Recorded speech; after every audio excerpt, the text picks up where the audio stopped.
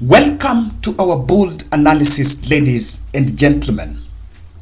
And today I want to ask a question. What is so special in Mike Sonko that Wiper Party seems to be insisting that either Sonko becomes the governor of Mombasa or the deputy governor of Mombasa? Because I think in my last analysis I asked, where is Kalonzo Musyoka? And I went through the comment section, and one of our viewers here was saying that seems Kalonzo is struggling to put Mike Sonko in the ballot. And I think his biggest undoing is struggling to put Mike Sonko in the ballot. And I want to take you a chronology of events that was enough to show Kalonzo Musyoka that there were deeper hands, that forces that coalesced to make sure that Mike Sonko does not come close to any elective post in this election 2022. And this is something that can be seen. Remember when Mike Sonko fell out with President Uhuru Kenyatta, it was after a public outburst when Mike Sonko, I think, was campaigning around Nairobi here and used some very unkind words and allegations against the president. What we'll later see is Mike Sonko being locked for some time. And it took the intervention of Kalonzo Musyoka to bring a truce between Mike Sonko and President Uhuru. And that's why Mike Sonko is out now. That's how Mike Sonko was released from that place. However, the president was not done with Mike Sonko. And not even the president. The law caught up with Mike Sonko. By all indications, I think Kalonzo Musyoka was to be wise enough to see that at least not in this election. On 14th May, Sonko was blocked from Komani rally that Raila was attending when he tried to invade the rally midway. Now, just have a snippet of what transpired in Komani when Sonko tried to get into there.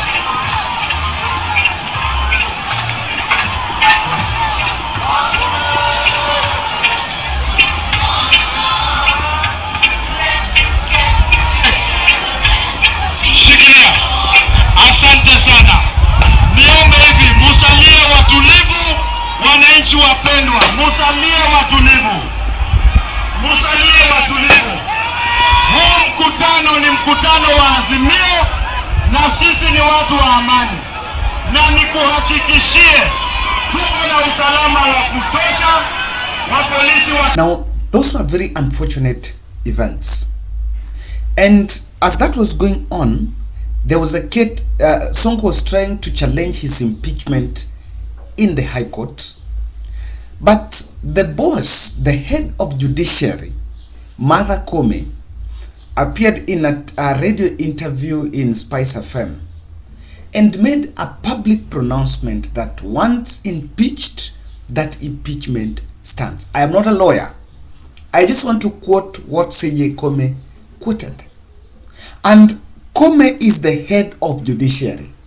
I'm like, where Kalonzo Musyoka was seated, or where even the Mike Sonko legal team was seated, I think they were just escorting Sonko to his political grave, going there and dancing along with him, knowing very well that it was not going to be very easy.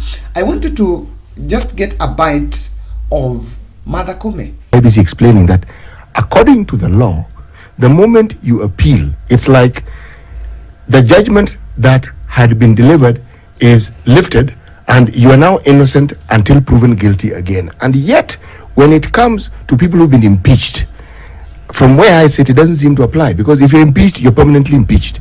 Even if you have a case in court, you're still impeached. Is there a bit of a conundrum here, or is it that I don't know, because when I listen to you, you answer the question. When you're impeached, you're impeached. When you are sentenced, Madam Chief Justice, until the sentence is set aside. Yes, I'm not as bright as I sound. I'm explain this to me so that I understand it. That is exactly what it is. If you are impeached until that impeachment is lifted. I think we interpret the law the way we like to, yes, for our benefits. Of course, if I want to benefit, I will interpret it the way I want. Therefore, but the law remains the law. But there was a lot of sugarcoating of the whole impeachment narrative. So when Sonko realized that his appeal at the High Court was dragging, he then opted to go for Wiper Party, then use Wiper Party as the next phase of litigation, was another complainant. Apart from Mike Sonko himself, there was now another complainant as then Wiper Party.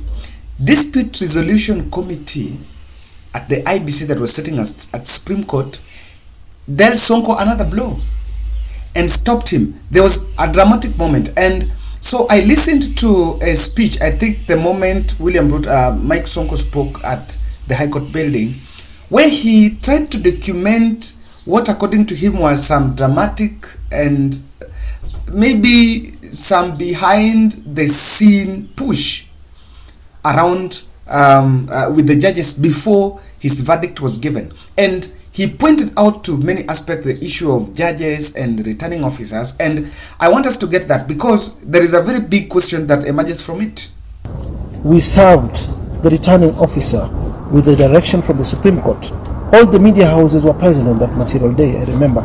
You can go to your clips, Citizen, K24, NTV. She said there is no confirmation of a pending active appeal in court, which we proved in your presence. All the cameras were there live. And then the returning officer lied to the committee because the following day, or if you right now, if you Google, say Sonko no show on Nation newspaper on the 8th, you will find the returning officer did a press conference and said we summoned Sonko to come the following day on the 8th to bring the Supreme Court proof. Yeah, about 2:30 she did that press conference. We presented the papers before 4 again on the 8th. Now they are lying. Mambo IBC wamefanya law. We know money must have been exchanged hands. Yeah, I want to concur with the sentiments of Madam Lumala, the lawyer. Our case was supposed to be ruled yesterday. Ikakuja Saturday, ikakuja Sunday ikakuja Monday 11, ikakuja 2, ikakuja 4, ikakuja 5:30, ikakuja 8. So it's some minutes past 10 ndio tumepewa verdict. But pia sisi ni watu wa intelligence. Now you can just ask yourself a simple question: who was bribing? And from there you can see a web, a coordinated approach to make sure that Sonko is not on ballot. He's talking about a mere returning officer back in Mombasa. A returning officer will receive instructions from the chief returning officer, who is the chairman of the IBC, Wafula Chebukati. And you'll see a vertical communication web that really fate conspired to make sure that Sonko was not going to win ballot. And Kalonzo Musyoka went to an extent, I think in one of the High Court appearances, saying that the case of Sonko now rests in the hands, or rather in the hands of President Uhuru Kenyatta. That Uhuru Kenyatta should help Sonko because in 2013 they were allowed to vie even though they were facing ICC charges. So it went to that extent. But then interestingly, I don't know what really this played, because IBC gave Wiper Party then a leeway to present another candidate within 72 hours. And what they did, they presented Ali Mbogo, and still Mike Sonko was there as a deputy. Now, if Sonko is to be blocked to be on ballot as a governor, what will then change for him to be approved, or rather for him to be cleared as a deputy governor? At the end of the day, you can see that Kalonzo Musyoka was committed to see Mike Sonko on the ballot. Why? Ladies and gentlemen, why? subscribe to our channel and kindly click the notification bell and like our video. When you like our video, you can that's how you're promoting this channel. And but then I want to read in the comment section why you guys think that Kalonzo was really insisting on Sonko. So if you look at it, there are things that conspired against Mike Sonko, and that is why the Mombasa gubernatorial bid was not going to see the light of the day. They tried, and you can see that it's coming at a moment when there is a contentious port deal that Musalia Mudavadi spoke about. And Musalia Mudavadi brought a very big allegation, even though that story vanished somewhere in the air, I don't know why, of maybe President Uhuru Kenyatta, Raila Odinga and Joho taking over the 3 ports, or the ports has been auctioned to Dubai, and see that. Now, if you see the lot of propaganda that is coming around the port issue, then here is a situation where you have someone in the stature of Mike Sonko taking over as Nairobi governor. Mike Sonko was honestly going to meddle with what I can say in this analysis as status quo. So I think the port issue in this election is one of the factors that is conspiring against the candidature of Mike Sonko. Sonko is not one of those candidates that will really be on this. I listened to port operations movement from Naivasha to, from Mombasa to Naivasha. And remember, Sonko is only quiet because the president is on seat. The moment President Uhuru Kenyatta will hand over power and go back home, Sonko will rise against Uhuru Kenyatta. And that will again destroy him. But I see Kalonzo Musyoka was tactically placing Sonko in Mombasa for his 2027 strategy. Guys, Sonko is a mobilizer. Sonko is a very popular candidate. Sonko is a populist. And in 2017, Sonko took many people to the ballot box here in Nairobi.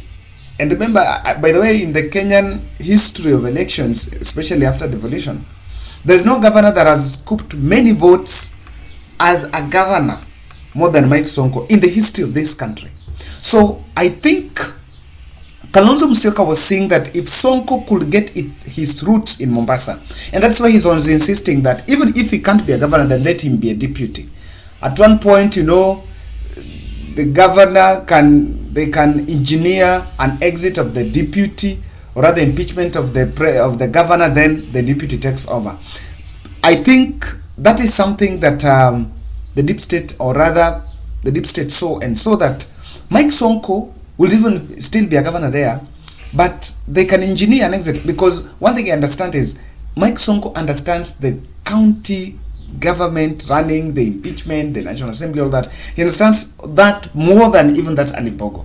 And so at the end of the day, he will still make his way to the county, because Kalonzo is saying that when you have Sonko in Mombasa, strategically you can tilt, or rather you can bring some tremor to the stalwarts of the coastal politics like Mike Sonko,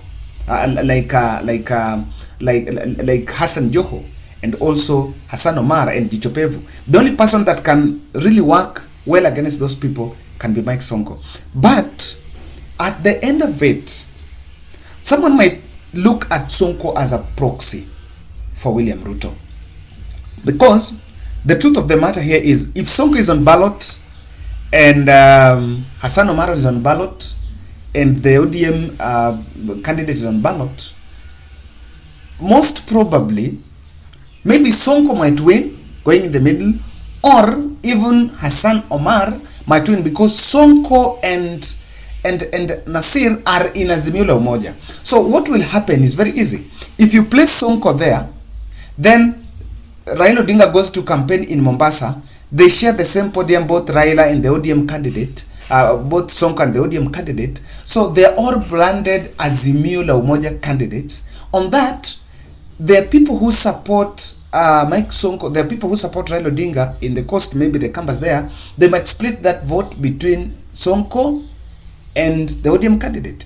Or rather, Azimio supporters in Mombasa will split that vote, and the person that will most likely benefit is the UDA candidate.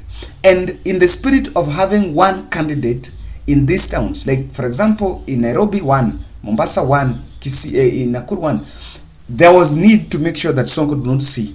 Fine. But then Alimbogo is not such strong or such a popular candidate. But Sonko is a very strong candidate. Lastly, I think Sonko might have had a secret deal with Kalonzo. And Kalonzo might have promised him that I'll make sure you are on ballot. I remember when he was driven all the way to Mombasa, when Sonko was going to make grand entrance in Mombasa. You know, Sonko has been around Kalonzo for some time. I think Kalonzo promised Sonko that maybe give me X amount of money, just my thoughts, and I'll make sure that you're on ballot. However, that did not see the light of the day. I see a very consistent push because there was a deal before the political candidature was put on table. Ladies and gentlemen, that's my bold analysis, and you can tell us what you think.